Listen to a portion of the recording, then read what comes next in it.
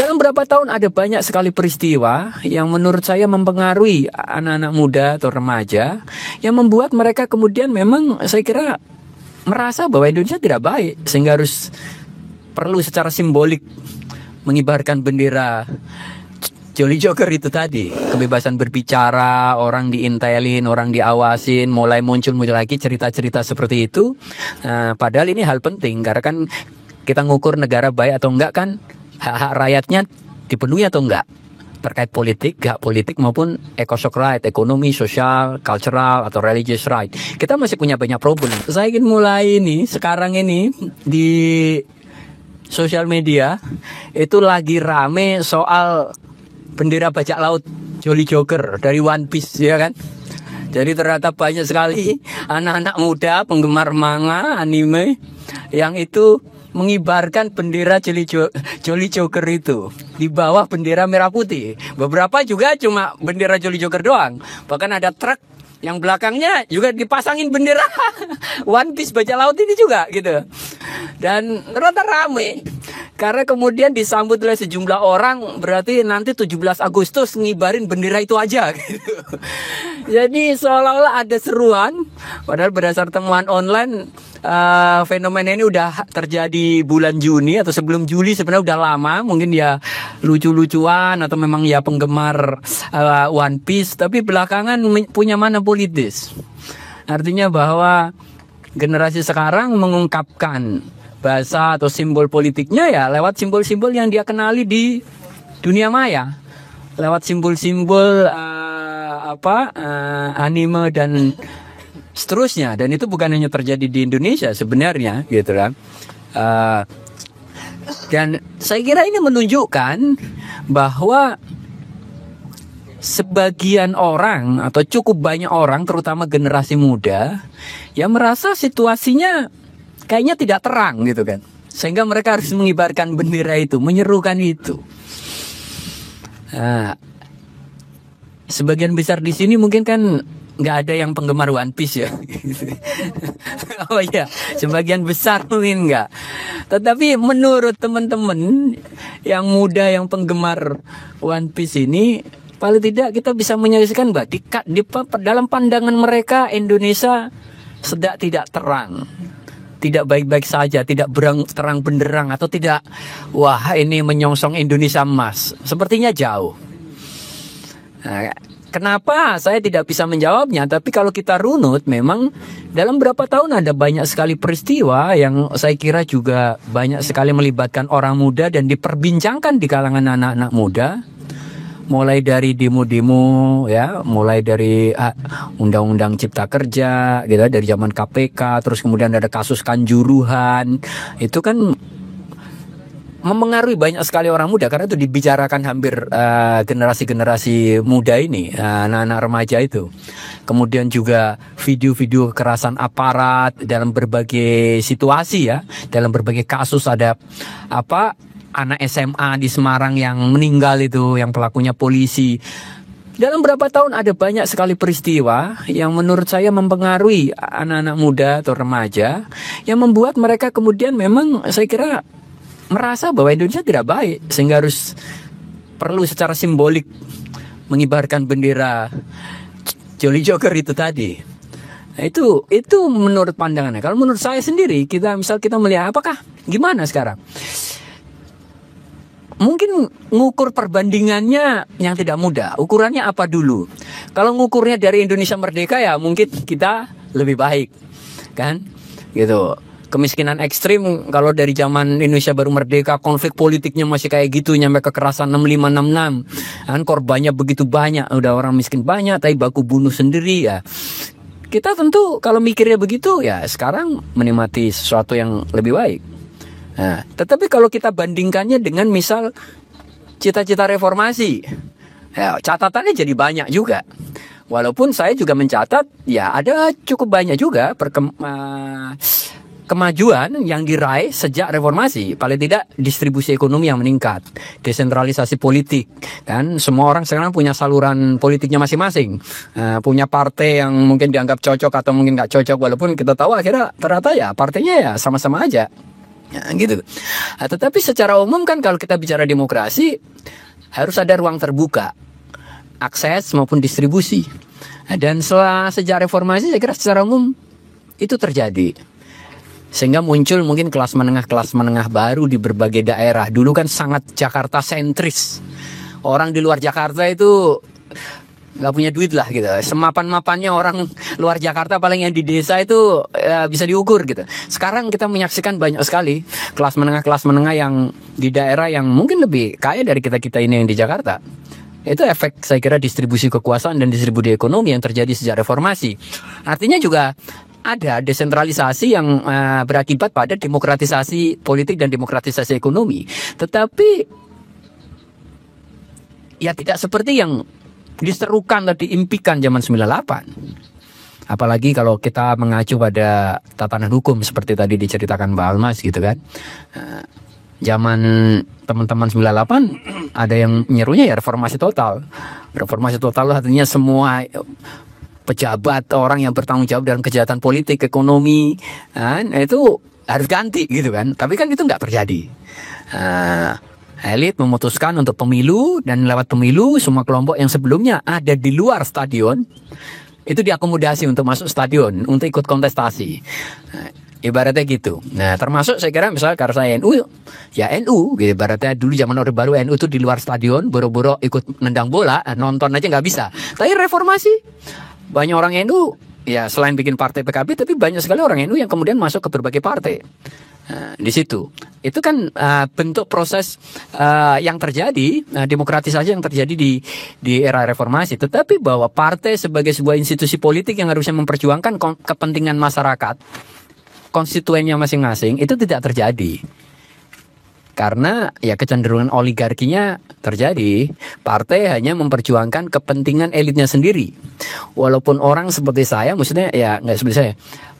Kalau kita belajar politik, orang kayak Robert Michels tuh, itu udah udah hampir 1 abad yang lalu menulis buku Political Party.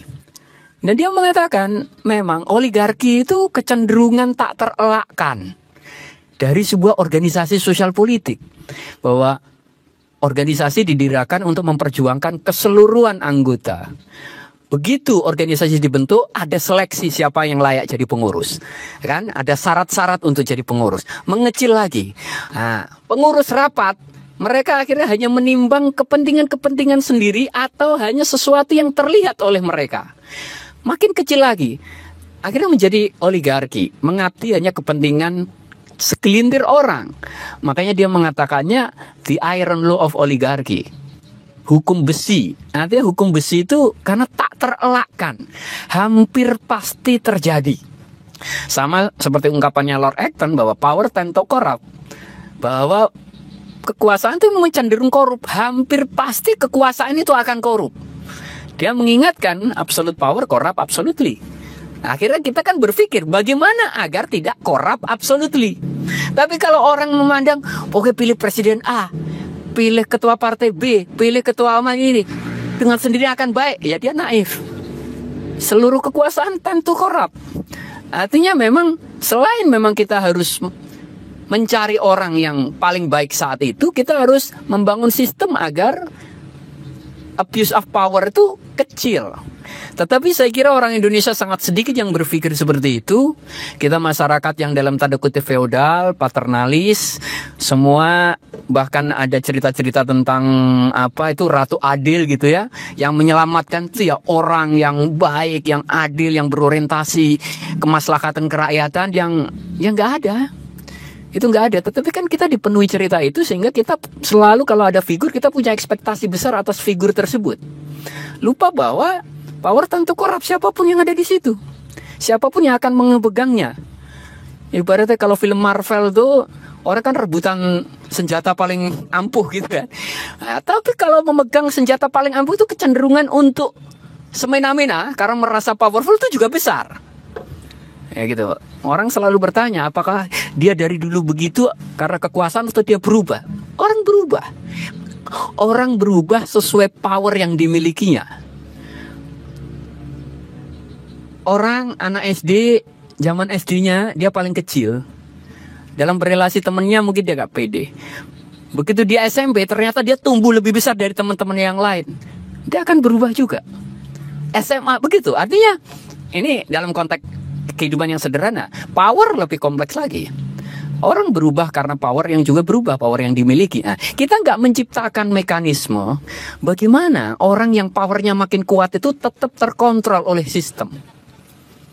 Kenapa? Karena kita fokus orientasinya mencari pemimpin yang ini kok ideal abad lalu.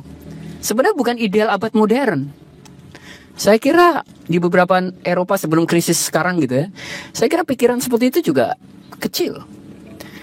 Tapi kita kan masyarakat dengan cerita rakyat yang banyak sekali, dengan feodalisme, hubungan yang paternalis, patron klien, kompleks.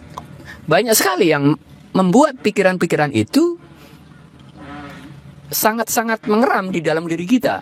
Sehingga kita selalu pilihannya mencari orang, mencari A, mencari B. Padahal kita udah dikecewakan berkali-kali. Tapi nanti kita itu selalu mencari jalan keluarnya itu mencari orang lain. Padahal bukan sekali dua kali. Nah, karena menurut saya memang paradigma berpikir masyarakat kita berbeda. Dalam tanda kutip, bukan dengan kesadaran bahwa power tend to corrupt. Oleh karena itu bagaimana sistemnya dibuat sedemikian rupa agar siapapun yang megang power tidak korup.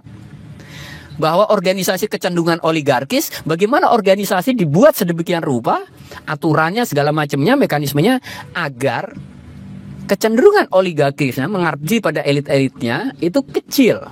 Nah itu. Nah, jadi itu yang terjadi di Indonesia. Dalam konteks seperti ini, maka kalau bilang apakah gelap, terang, ya saya skeptis. Ya sejak Prabowo jadi presiden saya skeptis dan memilih santai-santai saja gitu.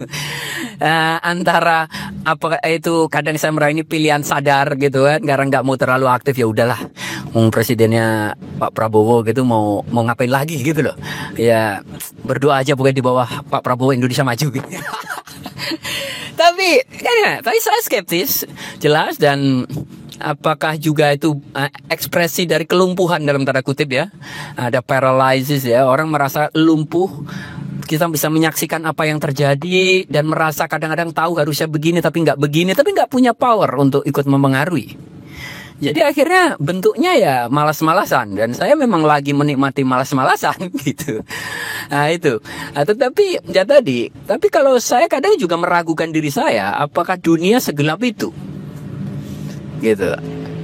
Saya punya keyakinan tertentu, punya bacaan sendiri atau situasi, tapi kadang-kadang saya juga men-challenge diri saya. Jadi kadang saya terbiasa bahwa mungkin kalau dibilang kritikus paling keras terhadap diri saya, pikiran saya sendiri. Karena saya sering meragukan itu. Meragukan apa yang kadang saya pikirkan, apa penilaian saya, asesmen saya gitu.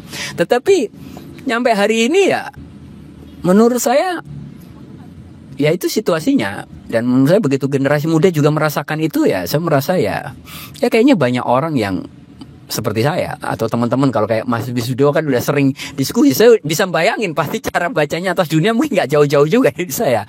Kita skeptis. Tapi ada banyak hal yang maju, apalagi kayak di Jakarta gitu ya.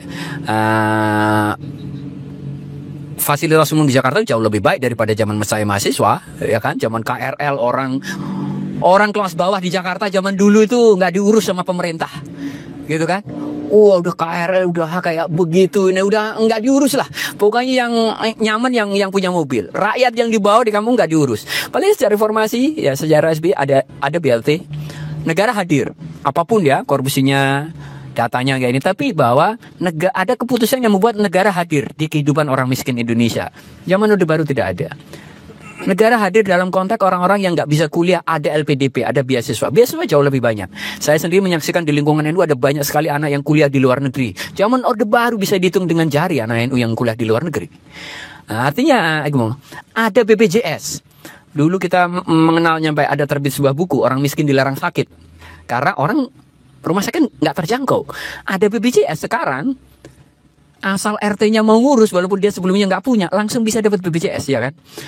Artinya negara hadir. Nah, saya hanya berpikir bagaimana apa yang sudah ada hasil reformasi itu tidak hilang, tidak mundur. Saya hanya berpikir itu. Tetapi kalau berpikir bahwa akan terang benderang Indonesia emas, saya skeptis. Hari ini pendapatan per kapita kita nggak nyampe 2 kali lipatnya Malaysia. Malaysia udah 11.000 dan kita masih 4.800.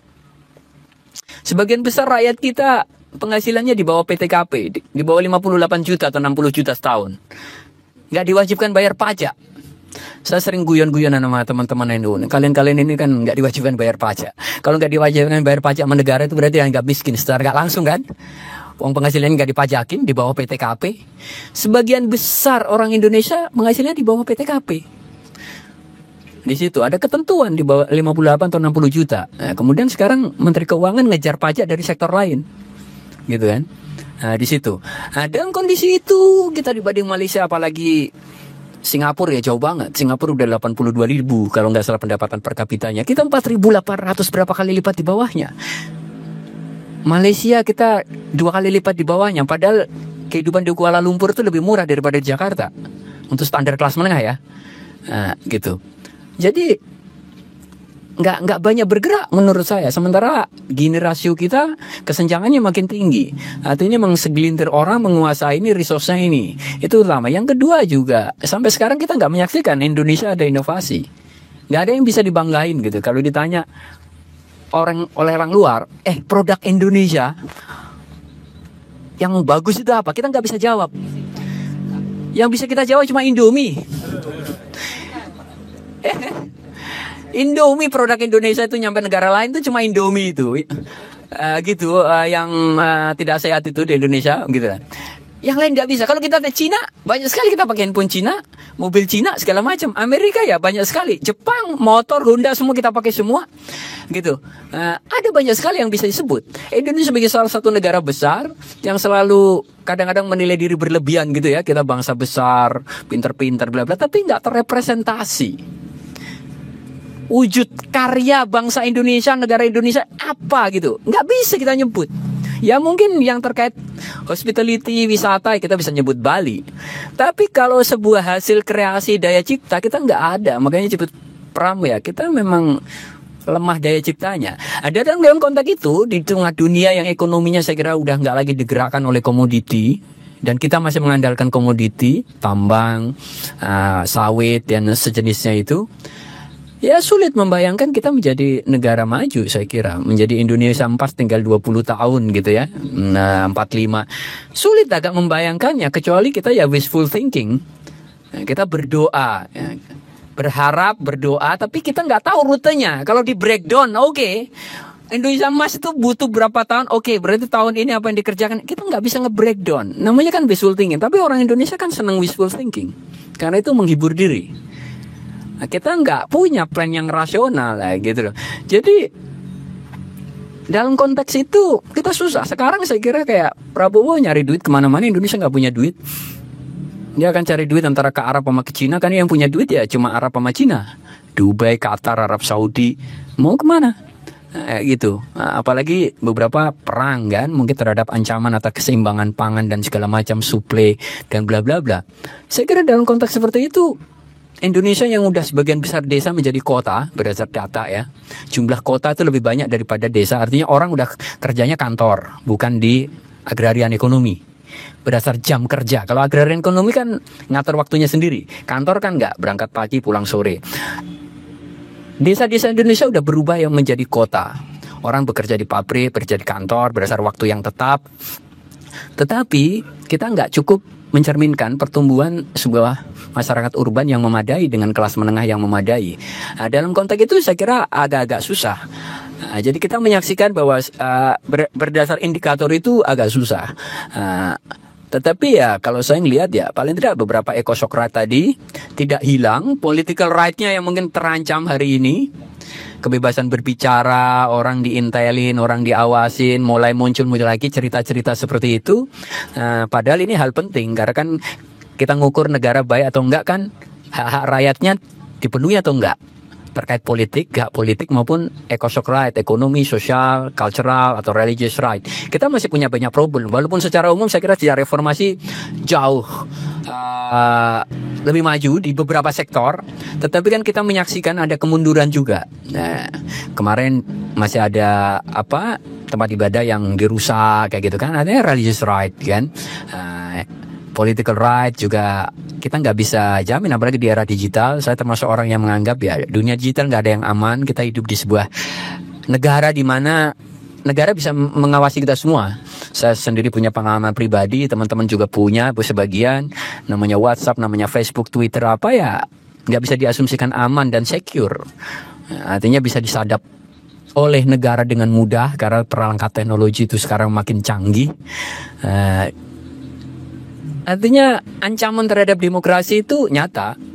Gitu ya, political right, kebebasan berbicara, kebebasan berorganisasi itu nyata dan udah ada indikasinya kalau itu melemah. Nah, dalam konteks seperti ini memang untuk menjawab apakah kira-kira kita akan makin terang, nah, saya pribadi saya merasa kita tidak akan makin terang. Tetapi yang saya pikirkan akhirnya bagaimana agar membuatnya tidak makin meredup. Saya tidak tahu bagaimana caranya, dan saya juga belum memilih untuk melakukan sesuatu.